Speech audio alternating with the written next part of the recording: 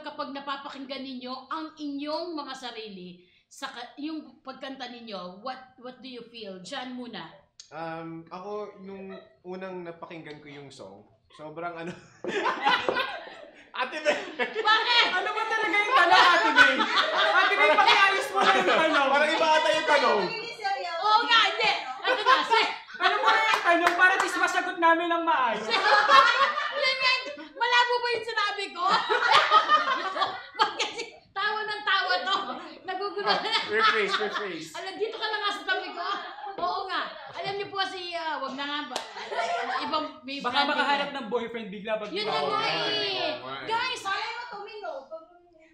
Hoy! hindi, masaya na tayo na ganyan siya. Paminsan kaya higa ka dito.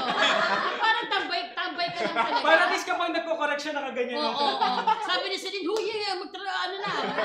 Okay, John. Ako po, nung first time na narinig ko siya, nung sa recording din, mataas din talaga yung balahibo ko. Because? Kasi parang iba yung tama sa akin nung song. Anong tama? Parang akong sinapak eh. Wow. Sa heart. Gusto mo Ibig i-record?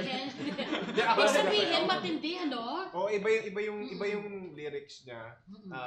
Iba yung paggagawa ng song. And I would like to thank Sir Doji Simon and JB Borja. Wow. Ayan, maraming salamat po sa writers at gumawa ng song. Maraming thank you. Kasi kung hindi dahil sa kanila, wala yung Someday in Your Life din eh. And yun nga, pinortray natin.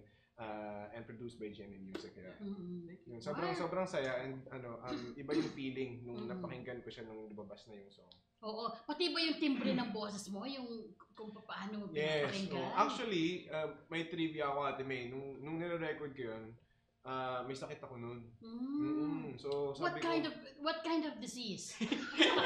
Hindi ba yung cystic disease? Disease talaga. Disease. Viral. Skin disease. Nangangati lang pala siya kahit siya maka-record. Yung ganyan siya ng ganyan habang nag-record. Oo nga. Ito naman hindi, at in-English ko lang naman yung sakit. Anong ano ba yan? What kind of disease? Ano po, meron akong matinding colds, no? Wow. Hindi, pero pag ganun ba, allowed pa rin yun, ma'am, na i-continue kahit na may Kasi di ba parang hindrance naman yun sa... Yeah, pero nakakanta naman ako. Wow, So talagang pinush okay. din po namin yung recording ng that. Oh, that's why mas naging meaningful. Yes, and actually. memorable yung pag-record mo ng kanta. That's right. Wow, okay. Is it the same feeling yung biglang may tumadyak sa'yo nung narinig mo yung mga singles mo? Sinapak siya, no, Miss May. Oo. Ako hinambalos. No? Wow! Grabe naman kayo. Lalim, ha? Buti buhay pa kayo.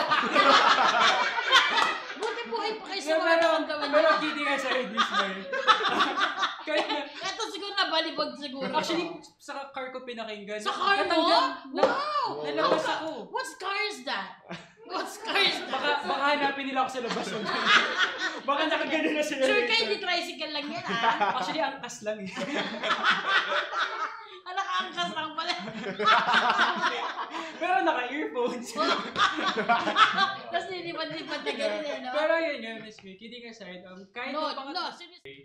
Iba pa rin yung feels kasi ako po yung nagsusulat ng mga songs ko. Wow! Yeah. Uy, guys, hindi po alam ng mga kapuso natin yan, ha? Na ikaw ang nagsusulat Yes, lahat. Sa pangatlo kong, doon sa tatlong songs ko, ako po yung composer. Kaya extra special siya for me.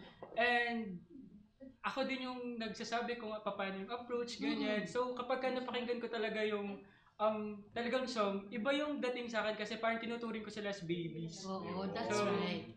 Kaya I'm really happy with my Gemmy Music for allowing me to use my compositions and also for hearing my side kapag nagre-record kami kasi iba talaga yung dating sa akin. Kaya ayun, very special sa akin. Oo, at saka yung pambihirang tiwala na ipagkakalob sa'yo ng GMA Music na magtiwala sa compose mo at tiwala at trust.